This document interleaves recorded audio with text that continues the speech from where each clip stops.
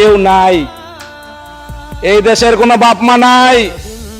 এই দেশে মাঠের যে অবস্থা হয়ে রয়েছে, ওই যে খেলোয়াড়রা দূর দূরান্ত থেকে আসছে আর খেলতেছে, এই যে মাঠটার যে বেহাল দশা, এই মাঠের যে বেহাল দশা, এই যে ওইদিকে দেখো, ওই যে এই দেশ আমার বাংলাদেশ, এই এলাকা আমার এলাকা, এই এলাকাতে আমার জন্ম, আমার CSSR সব এখানকার।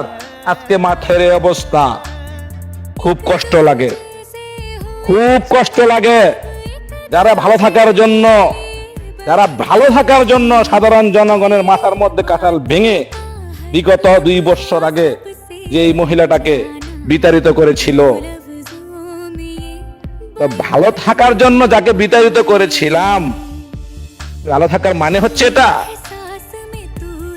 এটাই কি ভালো থাকার মানে?